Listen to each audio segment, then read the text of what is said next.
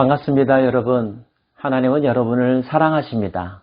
그 하나님께서 주시는 말씀, 오늘은 창세기 32장입니다.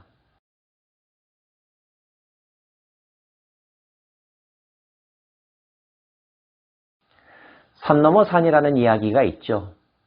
인생 가운데서 우리들이 겪는 큰 고비가 하나나 두 개쯤이면 얼마나 좋겠습니까?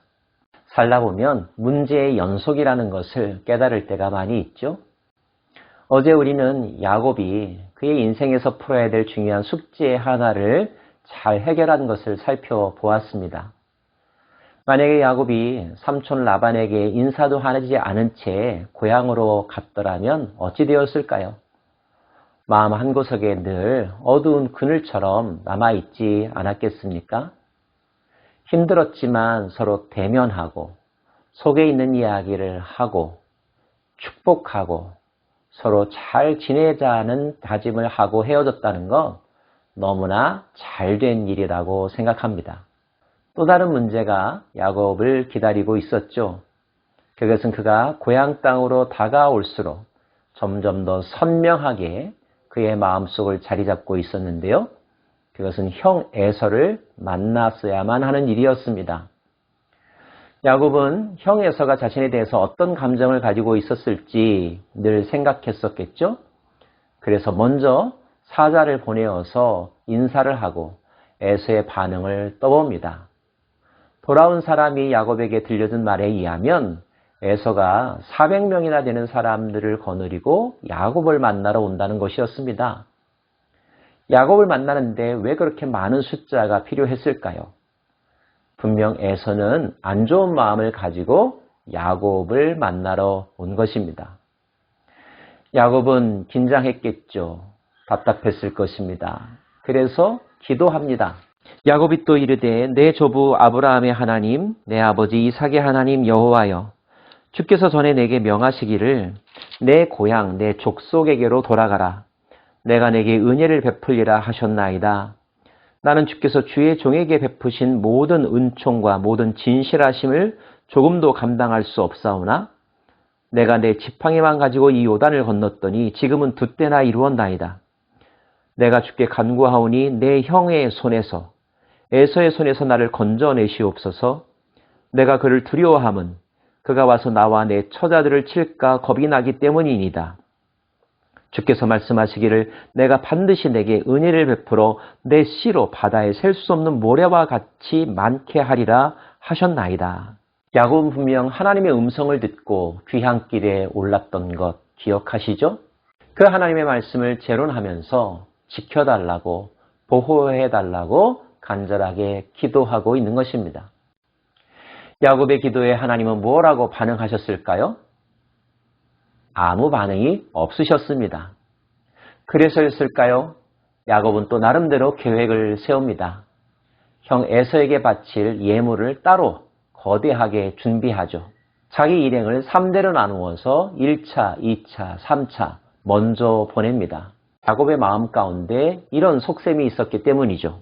그가 또 앞선 자에게 명령하여 이르되 내 형 에서가 너를 만나 묻기를 내가 누구의 사람이며 어디로 가느냐 내 앞의 것은 누구의 것이냐 하거든 대답하기를 주의 종 야곱의 것이요 자기 주 에서에게로 보내는 예물이오며 야곱도 우리 뒤에 있나이다 하라 하고 이는 야곱이 말하기를 내가 내 앞에 보내는 예물로 형의 감정을 푼 후에 대면하면 형이 혹시 나를 받아주리라 함이었더라.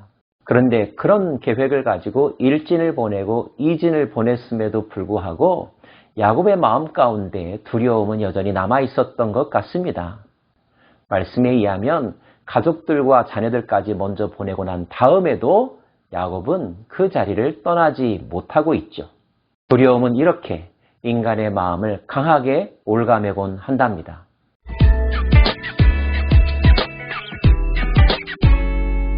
그런데 바로 그 밤의 일이었습니다. 야곱이 드렸던 기도에 하나님께서 반응하신 거죠. 야곱은 홀로 남았더니 어떤 사람이 날이 새도록 야곱과 씨름하다가 자기가 야곱을 이기지 못함을 보고 그가 야곱의 허벅지 관절을 치매 야곱의 허벅지 관절이 그 사람과 씨름할 때에 어긋났더라. 그가 이르되 날이 새려하니 나로 가게 하라.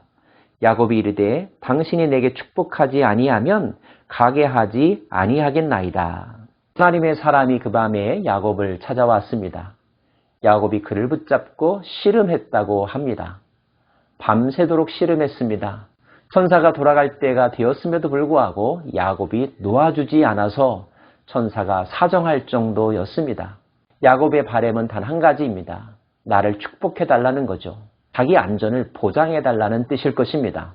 끝내 천사가 이렇게 말합니다. 그 사람이 그에게 이르되 내 이름이 무엇이냐? 그가 이르되 야곱이니이다. 그가 이르되 내 이름을 다시는 야곱이라 부를 것이 아니요 이스라엘이라 부를 것이니 이는 내가 하나님과 및 사람들과 겨루어 이겼음이니라. 천사는 야곱의 이름을 묻고 그 이름을 이스라엘로 바꾸어 주었습니다. 이름을 바꾼다는 것은 단지 호칭이 바뀐다는 것, 그 이상의 의미를 가지고 있음을 여러분도 잘 알고 계시죠? 야곱이 그 사람에게 이름을 묻습니다. 하지만 그 사람은 끝내 자기 이름을 가르쳐주지 않았습니다. 그리고 야곱을 축복하였습니다. 그 순간 야곱은 깨달았던 것 같습니다. 이는 단지 하나님의 천사가 아니다. 내가 경험한 것은 하나님이었구나 라고 말이죠. 그러므로 야곱이 그곳 이름을 브니엘이라 하였으니 그가 이르기를 내가 하나님과 대면하여 보았으나 내 생명이 보존되었다 함이더라. 그가 브니엘을 지날 때 해가 돋았고 그의 허벅다리로 말미암아 절었더라.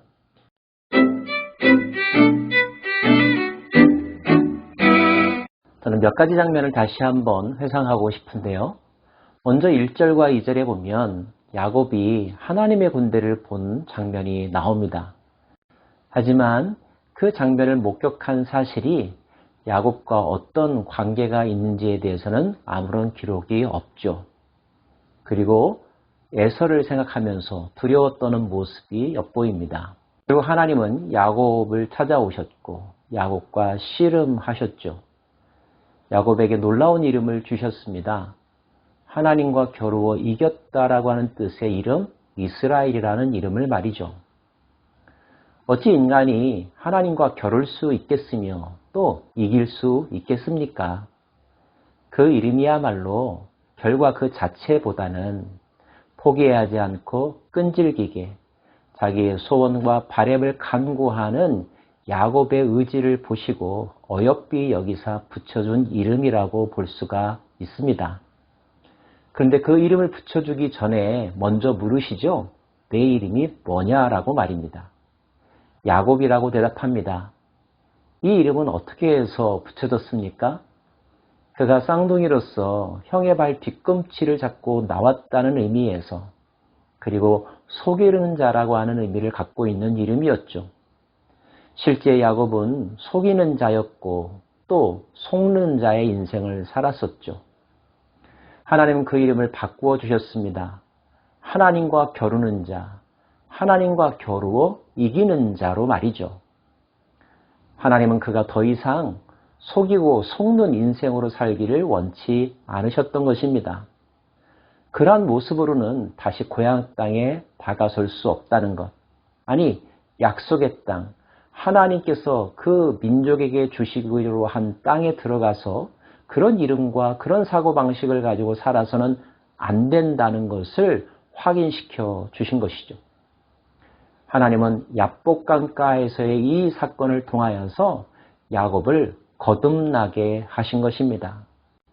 새로운 각오, 새로운 자아상을 가지고 새로운 땅에 들어가라고 하는 의미가 이 사건 속에 담겨 있을 것입니다. 사랑하는 여러분, 어떤 일에 성공하는 사람은 그 성공을 위하여 도전하기 전에 먼저 성공자의 사고방식과 자아상을 갖고 있다고 합니다. 존재가 바뀌어야 의식이 바뀌고 의식이 바뀌어야 행동과 삶이 바뀌는 법이죠. 하나님은 오늘 야곱을 거듭나게 하신 것입니다. 두려움과 잔꾀만으로는 살아갈 수 없는 삶, 하나님의 군대를 목격하고 하나님이 나와 함께 하심을 믿고 하나님 안에서 새롭게 태어난 피조물로 들어가는 삶, 이것이 하나님 나라 백성의 삶인 것을 오늘 이 장면을 통하여 우리에게 가르쳐 주시는 것이 아닐까요? 사도 바울은 우리도 그리스도 안에서 거룩하게 지음받은 새로운 피조물이라고 선언하고 있습니다. 저와 여러분이 어떻게 하나님 나라 백성의 삶을 살아갈 수 있을까요? 이 세상을 정복하고 다스릴 수 있을까요? 이 세상을 향하여 나아가기 전에 우리의 자아가, 우리 삶의 주인이 먼저 바뀌어야 합니다. 하나님의 사람, 그리스도의 사람, 성령의 사람으로 먼저 새롭게 태어나는 것, 이것이 주께서 우리에게 복을 주시는 원리이며 복을 누리게 하는 단계라는 것, 마음속에 새길 수 있기를 원합니다. 기도하겠습니다.